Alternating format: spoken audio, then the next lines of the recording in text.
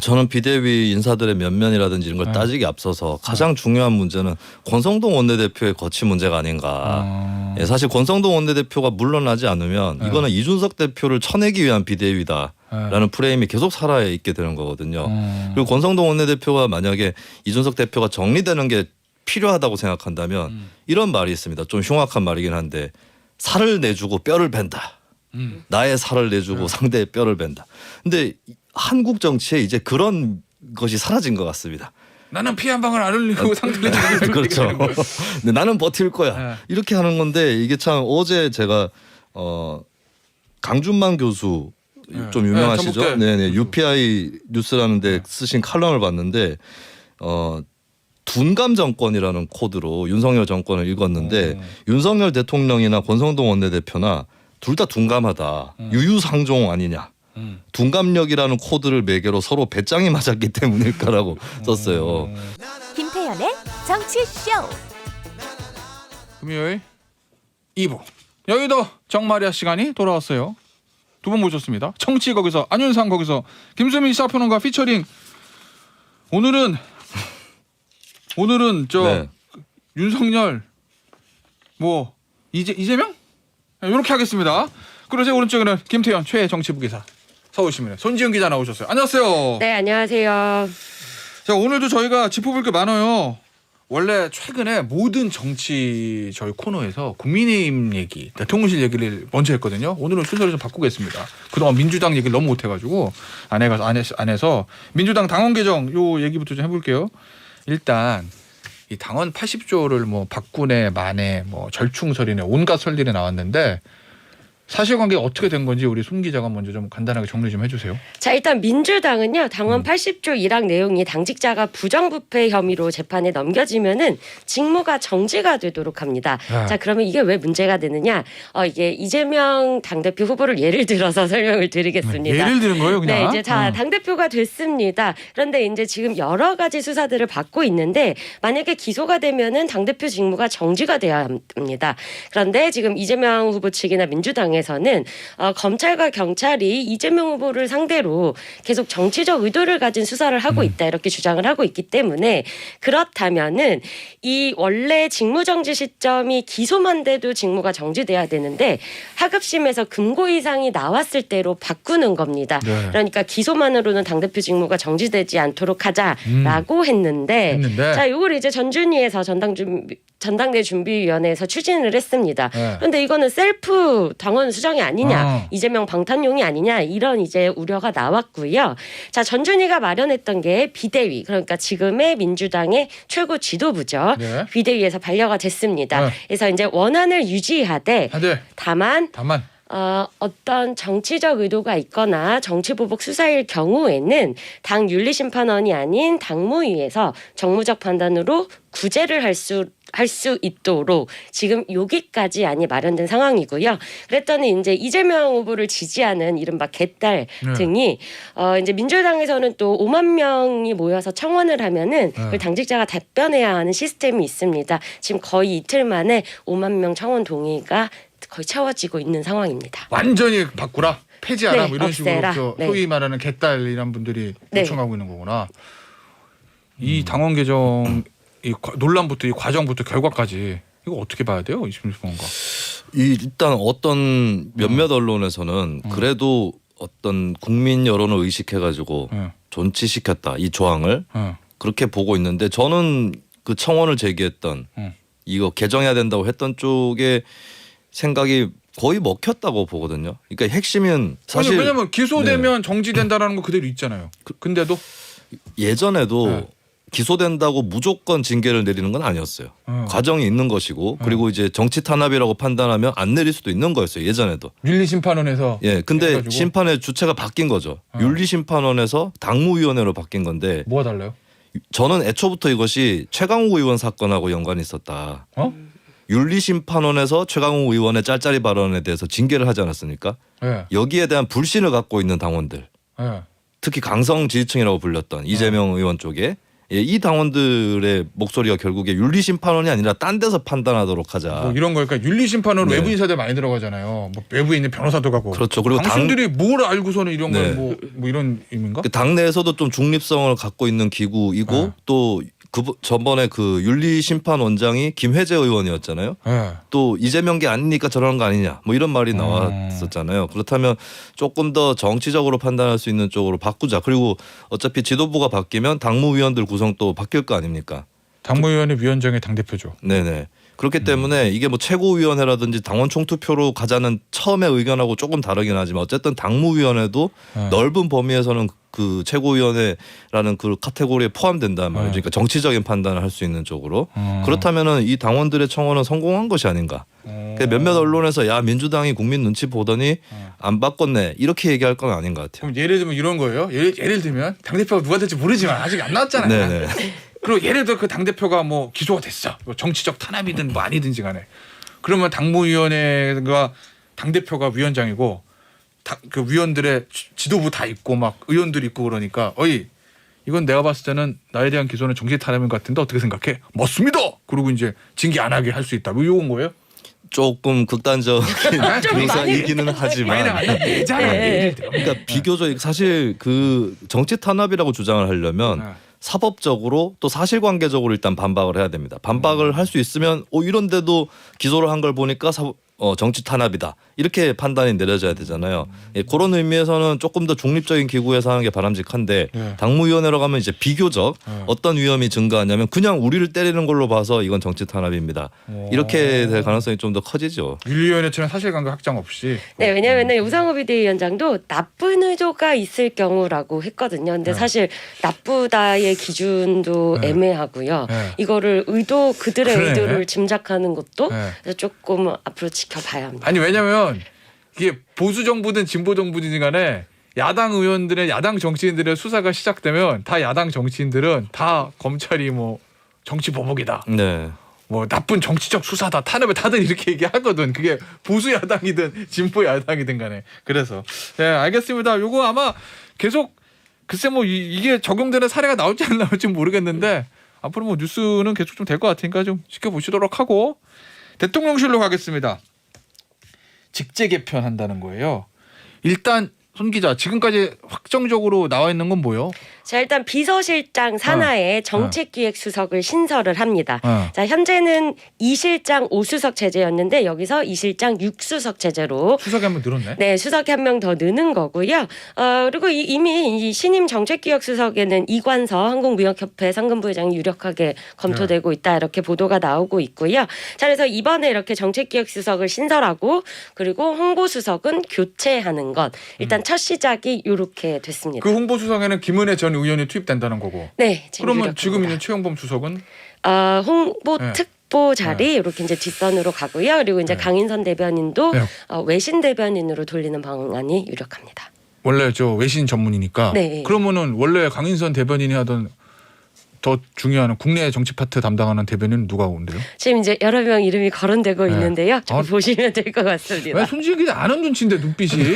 나는 이런 게 궁금해. 좋은 분이 돼야 할 텐데. 좋은 분이 돼야 할 텐데. 그리고 일단 이제 이번 이 직제 개편에서 핵심은 두 가지잖아요. 하나는 정책실장을 없앴는데 그 없음으로 인해서 100일 동안 일어났던 정책 분야의 그런 어떤 조율이 안 된다든지 뭐 만 5세 입학년을 컸겠구나. 네, 아마 이제 이 부분에 대해서 굉장히 좀 크게 좀 필요하지 않느냐 이런 지적이 있어서 이제 이 파트를 다시 신설을 하게 된 거고요. 그리고 이제 또 하나가 홍보입니다. 홍보수석도 홍보나 공보 라인이 제대로 뭔가를 못 하고 있다. 이제 이런 반성이 있었던 것 같은데, 자, 근데 이제 오늘요 이 개편에 대한 평가가 이제 각 신문사 사설들이 있는데 제가 이제 몇 개 제목을 뽑아봤어요. 자, 일단 동아일보. 대통령실 개편, 국정운선이 홍보 미흡, 자리 부족 때문인가? 홍보를 갈았다는 거, 그다음에 자리 하나 늘리는 거, 이게 해결이 되겠느냐 이런 이제 비판적인 본질적인 문제가 있다는 얘기네. 그렇죠. 그리고 한겨레도 분골소에 신한다더니 홍보수석 하나 책임 묻는 건가? 그래서 좀 그렇게 파격적이라든지 아니면 본질을 깨뜨려보는 세신은 미흡하다 이런 평가가 나오고 있습니다. 그러니까 아마 동아일보와 한겨레 신문의 사설의 생각은 그건 건가요? 야, 홍보만 바꾼다는 얘기는 다 다 잘했는데 국민에게 잘 알리지 못해서 지지율이 떨어진다고 생각하는 거야? 뭐 이런 취지인 건가요? 그렇죠. 왜 잘하고 있는데 전달이 안 되느냐? 왜 야당의 공격도 못 막느냐? 이제 이런 기조가 깔려 있는 겁니다. 김수미 평론가의 논평을 들어보고 싶어요. 갑자기. 네. 대통령실 이 개편 홍보 라인 개편하는 거에 대해서. 홍보 라인 개편이 필요할 것 같긴 합니다. 최근에 대통령실에서 생산한 이 뭐라고 하죠? 하여튼 외부로 돌리는 웹짤이라고 해야 됩니까? 뭐 카드뉴스. 카드뉴스 같은 것들을 뭐 예를 들면 그 수연장 찾아가 네네. 뭐 이런 그런 거 하고 이제 뭐 제왕적 대통령제였나요? 그 얘기하면서 이제 그냥 막 그 비서들하고 같이 이렇게 있는 건데 이게 뭘 의미하는 건지 그렇게 자랑할 만한 건지 잘 모르겠다. 심지어는 기대된다. 다음 작품은 뭘지 이런 냉소적 반응들이 나오고 있어서 홍보에 기술적으로도 좀 부족한 부분은 분명히 있어 보이고요. 근데 인식이 우리가 내용은 다 좋은데 홍보가 안 돼서 문제다. 이렇게 생각한다면 그거 또한 문제가 될 거예요. 내용적으로도 바꿔줘야 될 부분들 있을 거라고 보여지고. 근데 저는 좀 문제라고 보여지는 게 대통령실이 다시 불어나는 조짐이 있거든요. 그러니까 윤석열 대통령에서 입장에서는 원래는 윤석열 정부의 대통령실은 대통령 덩치하고는 다르게 슬림한 대통령실을 지향합니다. 이거였잖아요. 갈수록 싱크로율이 높아지는 것 같아. 근데 이제 조금씩 스물스물 커지고 있는 다시 요요가 오고 있습니다. 민정수석실 하나 없어지는 정도에서 다시 커지고 있다라고 하는 건데 뭐 정책 수석 관련 뭐 이런 것도 생겨난다고 하고 근데 제가 다시 말씀드리지만 대통령실 자체를 줄이는 거는 저는 바람직하다고 봅니다. 대통령의 비서 조직에 불과합니다. 대통령 비서실이라는 것은. 내각 중심에 가는 게 옳다. 예, 근데 결국에 중요한 건 여당이거든요. 여당의 역할이 강화돼야 되는 거지. 그러니까 그게 안 되니까 윤석열 대통령도 해보고 안 돼서 대통령실을 도로 불리는 방향으로 가는 거거든요. 이 전체 틀을 바꿔줘야 됩니다. 예, 그래야 대통령실 축소의 의미도 살아나는 것이고. 근데 그게 안 되니까 막히니까 결국에 대통령실 다시 불어나는 쪽으로 간다. 결국 여당의 문제다. 여당이 그러니까 쉽게 얘기하면 여당이 지금 집안 싸움을 하고 아무것도 안 하고 있다 뭐 이런. 그렇죠. 그 정책 능력도 여당에서 받쳐줘야 되는 거죠. 예, 여당이 국민을 자주 만나고 대통령실 사람보다는 여당의 국회의원들이 국민들도 자주 만나는 거고 또 국회의원들끼리 의견이 조금씩 다른 부분이 있어요. 그러면 서로 간에 얘기를 하면서 그게 자연스럽게 공론화 작업이 됩니다. 국민들이 끼어들 수 있으니까. 그렇다면 여당을 강화해야 되는 거지 대통령실이 크다 작다 이게 본질이 아니라는 거죠. 여당 얘기 해볼게요. 근데 그 여당 얘기 해보기 전에 손 기자. 근데 나 진짜 궁금한 거 있어요. 언론에서 대통령실 개편할 때 실장 홍보수석, 홍보 라인, 정무 라인 이렇게 교체 막 요구가 있었잖아요. 뭐. 예? 근데 뭐 실장을 안 바꾸는 건 뭐 그럴 수도 있을 것 같기도 해요. 왜냐하면 실장 바꾸면 다 들어 엎어야 되니까. 예를 들면. 근데 정무 라인에 대한 어떤 교체 요구 이게 계속 있었잖아요. 그렇죠. 근데 왜 정무 라인에 대해서는 손 안 대는 이유는 뭐예요? 궁금해서. 일단 대통령 비서실장을 바꾸지 않는 것도 이제 비판이 계속 나왔죠. 왜냐면 전체적인 거를 다시 시작하려면 사실 실장이 제일 중요하고 그리고 이제 정무 파트 같은 경우도요. 지금 문제가 윤핵관들이 이제 계속 문제가 되고 있는 거잖아요. 그래서 이제 근데 그분들이 지금 권성동 원내대표 말고는 공식 직함이 다 없습니다. 그러네. 네, 그러면 이제 당에서 앞서 나가서 이제 이거를 조율하는 게 공식적으로 잘 안 되는 거죠. 그래서 이제 당에서는요, 일부에서는 좀 정무장관을 신설해 달라. 신설해서 좀 이렇게 대통령과 가까운 소위 말하는 윤핵관 핵심이 좀 정무장관을 맡아서 공식적으로 좀 일을 하는 게 어떻겠냐. 차라리? 이런 그런 요구도 있습니다. 어차피 윤핵관 누군지 다 알고 윤핵관이 힘이 있는 거 다 아는데 그냥 차라리 그냥 정무장관을 뽑아가지고 그렇죠. 일을 하는 게 맞다. 근데 정무장관은 시행령으로 신설이 안 됩니다. 정부 조직법을 바꿔야 됩니다. 이거는 윤석열 정부를 디스하는 건지 띄워주는 건지 그걸 판단 안 되는데 지금. 근데 저는 진짜 그 의견엔 동의해요. 무슨 의견? 윤핵관이라고 이렇게 지목된 분들 이분들이 차라리 전면에 더 나서서 책임을 지는 거죠. 그리고 국정도 더 원활하게 당정 간의 소통도 원활하게. 그러면 정무장관직 신설은 저는 충분히 검토해 볼 만한 아이디어라고 생각합니다. 그러니까 예를 들면 세상이 다 아는 윤핵관 중에 윤핵관 장제원 의원 같은 경우에는 어떤 직책을 중에 차라리 낫다는 말씀이시구나 두 분 다. 저는 그렇게 봐요. 네. 국회 그리고 여당 의원들도 그게 조금 더 원활하지 않겠느냐 이런 의견이 있습니다. 알겠습니다. 자, 국민의힘 얘기를 좀 계속 해볼 건데 비대위가 떴어요. 이 비대위에 대한 평가 좀 한번 해보죠. 준 기자? 자, 일단 비대위 어제 처음으로 첫 회의했고요. 비대위원들 처음으로 한 자리에 모였습니다. 그런데요. 지금 이 비대위가요. 언제까지 하는지도 미정이고요. 다음 전당대회 언제 하는지도 미정이고요. 그리고 이거를 짧게 해야 된다, 길게 해야 된다. 그리고 용산에서는 이 비대위를 언제까지 하는 걸 원한다. 이게 지금 불명확합니다. 그래서 지금 다 모든 게 미지수인 상황이고요.